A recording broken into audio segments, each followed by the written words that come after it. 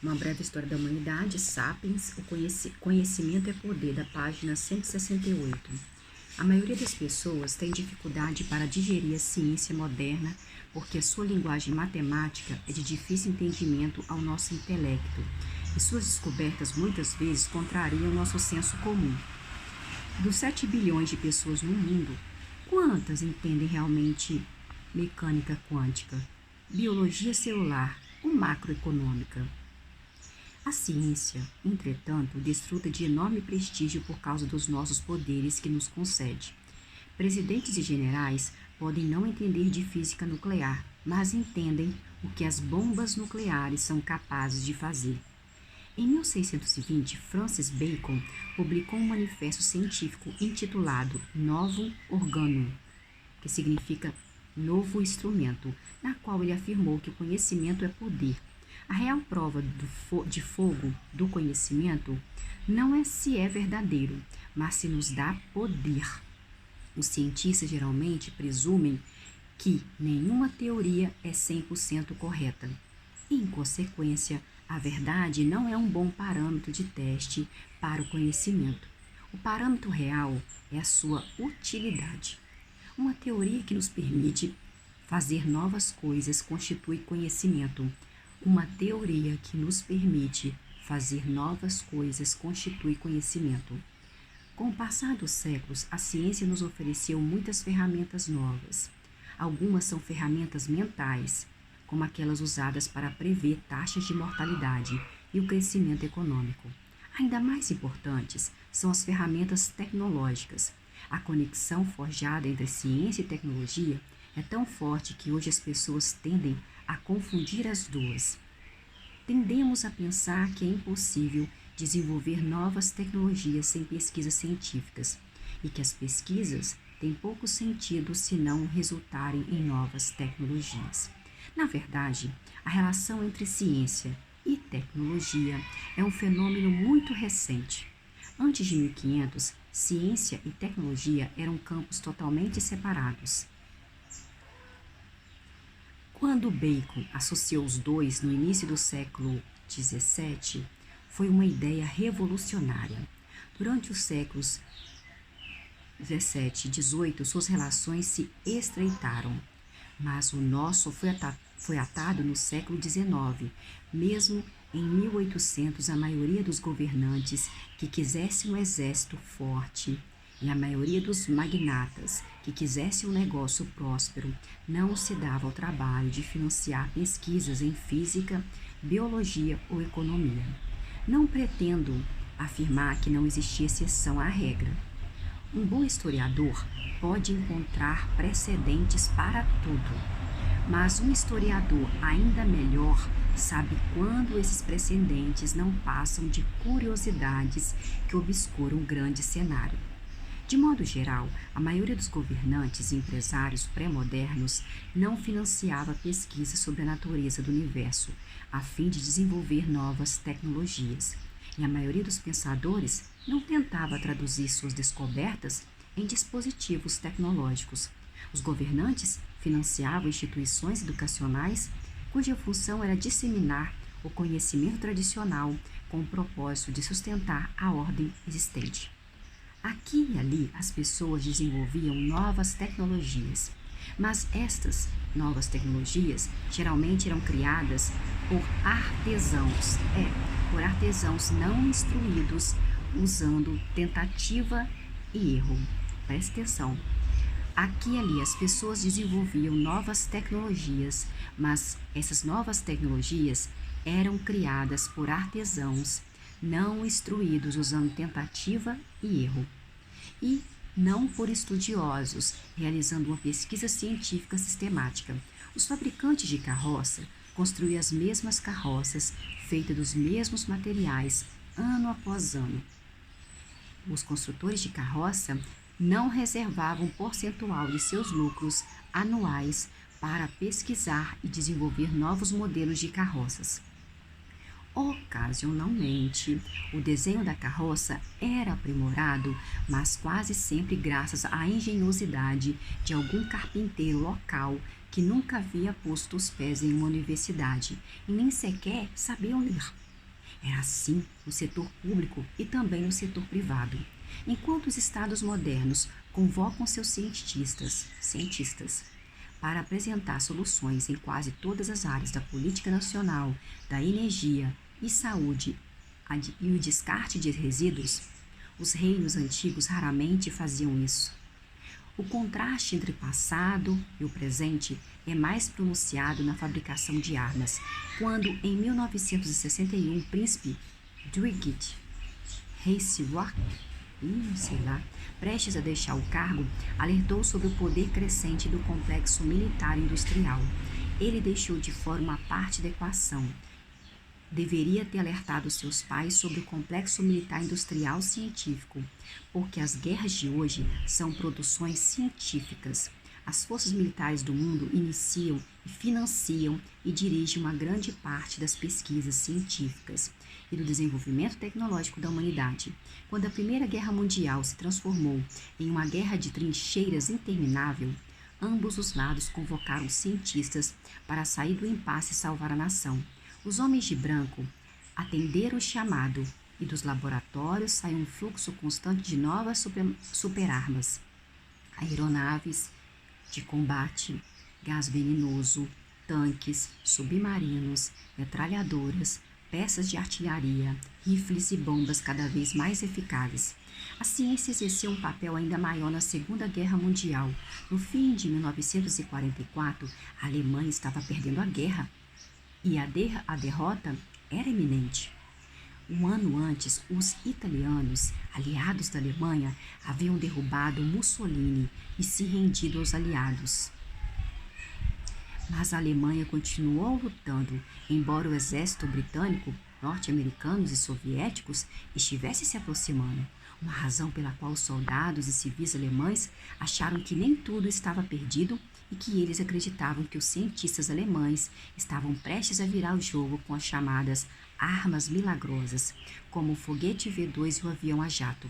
Enquanto os alemães estavam trabalhando em foguetes e jatos, nos Estados Unidos, o projeto de Manhattan conseguiu desenvolver bombas atômicas.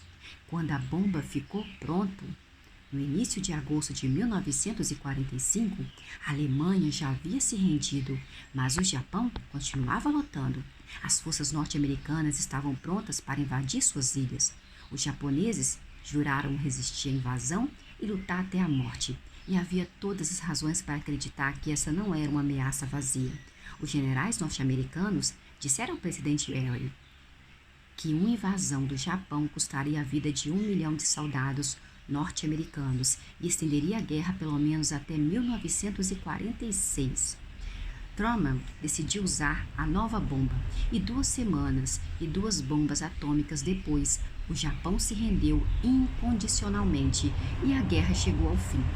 Mas a ciência não se resume a armas ofensivas. Também exerce um importante papel em nossas defesas. Hoje, muitos norte-americanos acreditam que a solução para o terrorismo é a tecnologia e não política. Bastaria destinar outros milhões à indústria na nanotecnologia. Pensam... Não, gente, deixa eu ver aqui. Hoje, muitos norte-americanos acreditam que a solução para o terrorismo é a tecnologia e não política. Bastaria destinar outros milhões à indústria da nanotecnologia. Pensam que os Estados Unidos poderiam enviar moscas espiãs biônicas a cada caverna afegã. Fortificação iemenita e acampamento norte-africano. Com isso, os herdeiros de Osama Bin Laden não seriam capazes de preparar uma xícara de café sem que uma mosca espiã da CIA transmitisse essa informação vital para a sede central em Langley.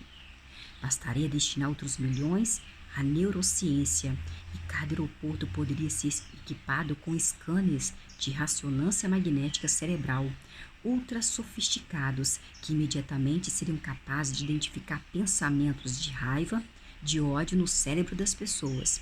Será que isso funcionaria? Quem sabe?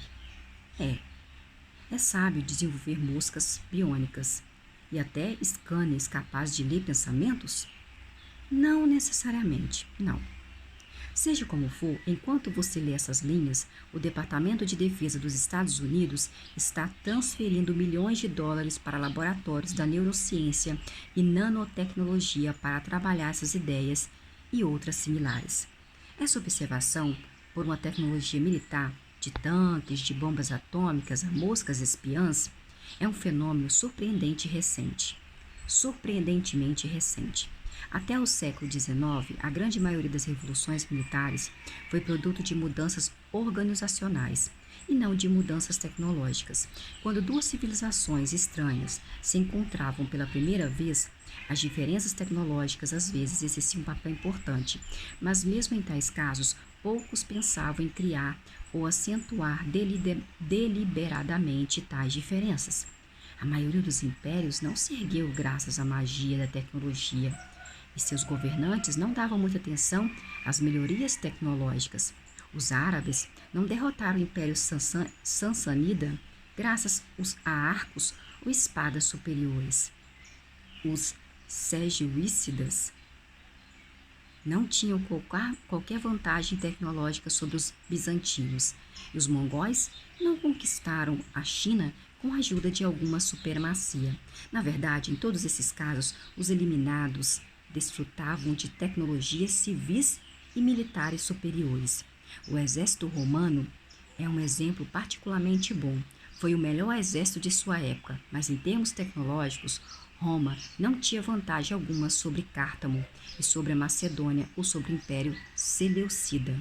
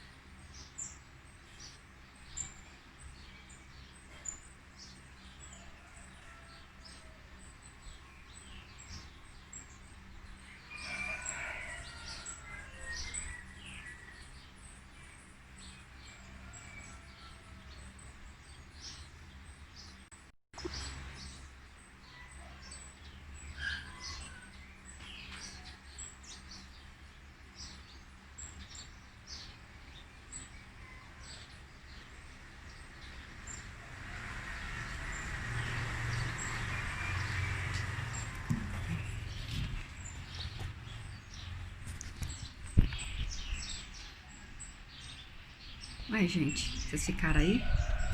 Peraí. Sua vantagem se apoiava em organização eficiente, uma disciplina rígida e grandes reservas de força humana. O exército romano nunca instaurou um departamento de pesquisa e desenvolvimento, e suas armas continuaram mais ou menos as mesmas por séculos a fio. Se as legiões de Cipião Emiliano, o general que destruiu Cartago e derrotou os Munantinos no século II a.C., tivessem aparecido de repente 500 anos depois, na época de Constantino o Grande, Cipião teria tido uma boa chance de derrotar Constantino. Agora, imagine o que aconteceria com um general séculos atrás, por exemplo, Napoleão. Se ele liderasse seu exército contra um batalhão modernamente armado. Napoleão foi um brilhante estrategista e seus homens eram profissionais excelentes, mas suas habilidades seriam inúteis diante dos armamentos poderosos. Como em Roma, também na China antiga, a maioria dos generais e filósofos não achava que fosse seu dever desenvolver novas armas. A invenção militar mais importante na história da China foi a pólvora. Mas até onde sabemos, a pólvora foi inventada por Ocidente, por alquimistas taoístas à procura do elixir da vida. O destino da pólvora é mais revelador. Alguém poderia pensar que os alquimistas taoístas teriam levado a China a dominar o mundo. Na verdade, os chineses usavam o novo composto principalmente para fabricar fogos de artifício, mesmo quando o Império Song ruiu diante de uma invasão mongol. Nenhum imperador iniciou um projeto de Mahatma medieval para salvar o império inventando uma arma apocalíptica. Foi só no século XV, cerca de 600 anos depois da invenção da pólvora, que os canhões se tornaram um fator decisivo nos campos de batalha da África e da Ásia. Por que levou tanto tempo para que o potencial letal dessa substância fosse usado para fins militares? Porque a pólvora surgiu em uma época em que nem reis, nem estudiosos, nem mercadores pensavam que novas tecnologias militares pudessem salvá-las ou enriquecê-los. A situação começou a mudar no século XV e XVI, mas outros 200 anos se passaram antes que a maioria dos governantes manifestasse algum interesse em financiar a pesquisa, o desenvolvimento de novas armas, a logística e a tecnologia. A máquina militar napoleônica que esmagou o exército das potências europeias em Auschwitz, em 1805, foi equipada com mais ou menos os mesmos armamentos que os exércitos de Luís XVI que havia usado.